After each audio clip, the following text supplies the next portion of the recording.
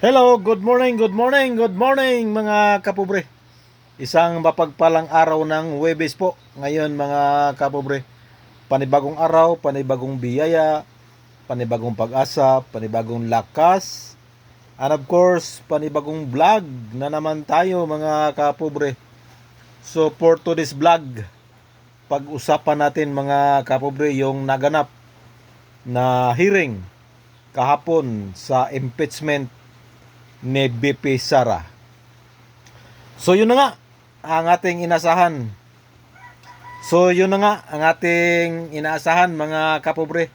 Nangyari na po at nag-umpisa na ang hearing may kinalaman sa impeachment complaint laban kay BP Sara. At kahapon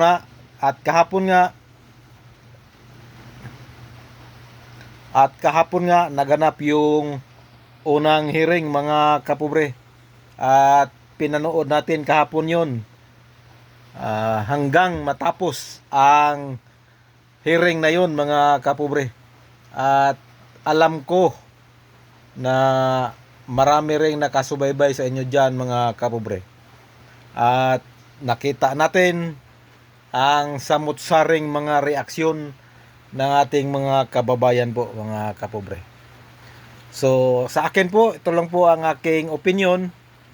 Gaya ng sinabi ko sa dating vlog natin, gaya ng sinabi ko sa naunang vlog natin na pabor ako na hindi dadalo si BP Sara sa naturang hearing mga kapobre.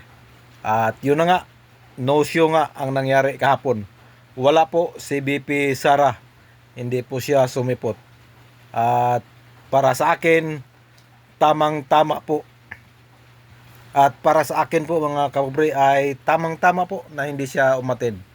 Dahil sa nakita natin kahapon ay parang medyo may nagtaas ng kilay. Marami po ang mga reaksyon na ating nakikita sa social media mga kapobre. Halimbawa na lang, ito pong pagsupina.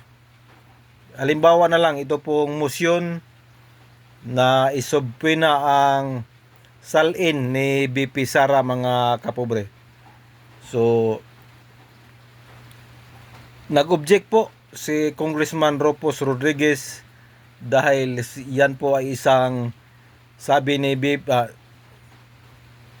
at nag-object po si Congressman Ropos Rodriguez dahil sabi niya yan po ay isang fishing expedition. Sabi niya yan po ay isang fishing expedition po.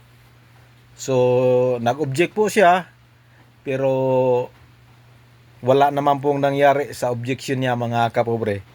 Kasi pag may objection, matik yun, divide the house. So pag divide the house, wala na. Chogi yung objection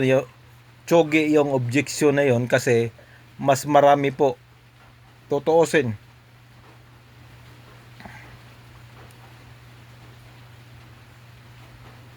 Kasi prangkahan na tayo mga kapobre, sa Committee on Justice dyan sa Kongreso, mas marami po. Majority po ang pabor sa impeachment ni BP Sara. Kaya pag sinabi ng committee chair na divide the house, ay matik, panalo kaagad yung motion na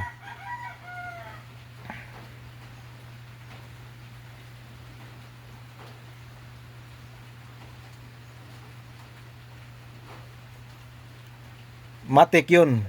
Panalo kaagad yung motion na inihain.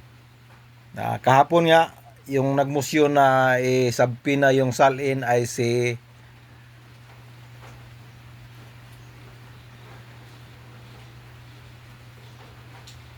So yun ang nangyari kahapon mga kapobre. Kahit napakagaling, kahit tapuan pa sa bar exam yung abogado ni BP Sara, na pupunta doon, wala ding mangyayari. Kahit si BP Sara pa, wala ring mangyayari. Kasi nga, kung may objection, ay divide the house lang ang mangyayari. So, pangalawang instance, mga kapobre, yung nagmosyon si Congressman De Lima na bigyan ng proteksyon o i-under custody si Ramil Madriaga, yung testigo di umano ng yung testigo di umano laban kay BP Sara na nakakulong ngayon sa piitan si Ramil Madriaga, ay nagmosyon si Congressman De Lima na i-under custody at bigyan ng proteksyon yung witness. At yun na nga, nag-object na naman si Congressman Ropos Rodriguez at sinabi pa niyang si Ramil Madriaga ay isang polluted witness, polluted source. Kasi nga, maraming mga kaso ang kinakaharap pala nitong Ramil Madriaga. At yun na nga, dahil may objection, yun na naman si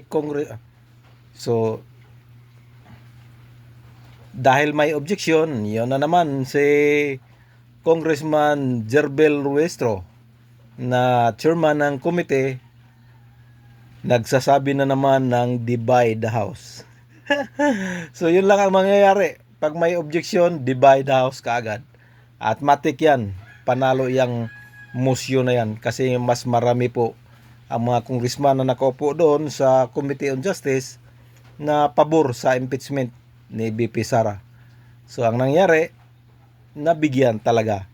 So ang nangyari, approve yung motion na bigyan ng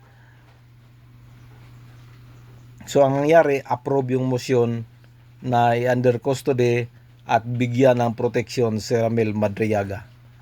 So yun po ang ating nakita kahapon, mga kapobre,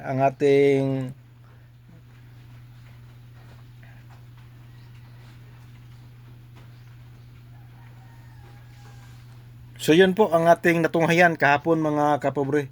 So kaya nga So yun po ang ating nakitang kaganapan kahapon, mga kapobre, sa unang hearing ng impeachment ni BP Sara.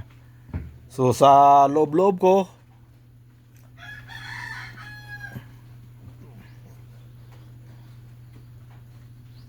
sa akin lang ay mas maganda talaga hindi na.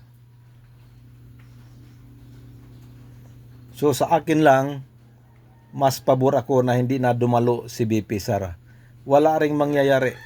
Kahit pinakamagaling na abogado na magdepensa ni BP Sara dyan sa Committee on Justice, ay wala ding mangyayari. Dahil pag may diskusyon at may mag-objection, divide the house lang ang mangyayari.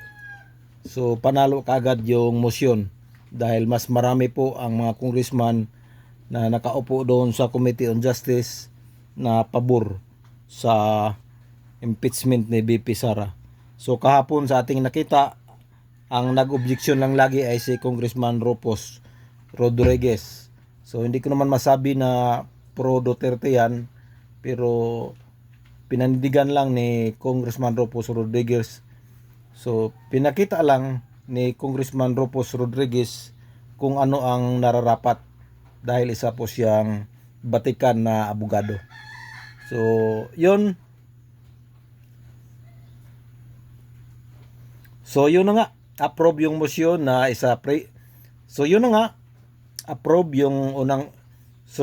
mga kapobre, approve yung motion na isabpuina yung salin ni BP Sara at saka yung pagbigay ng protection custody ng witness na si Ramil Madriaga.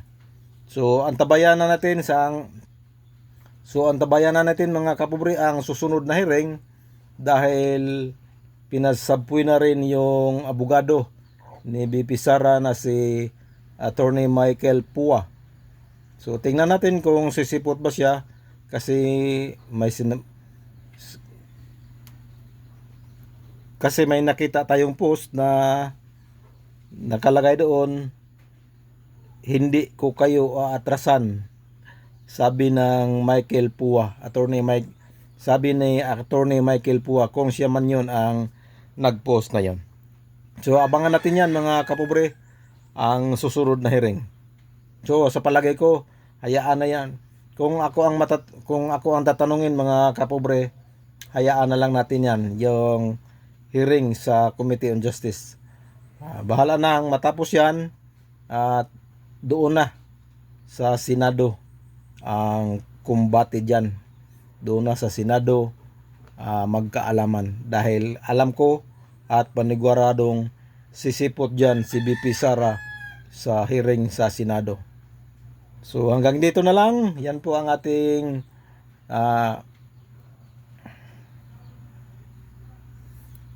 hanggang dito na lang mga kapobre. Yan po ang ating munting opinion patungkol sa hearing kahapon sa impeachment ni BP Sara. So hanggang sa huli, bye-bye and God bless.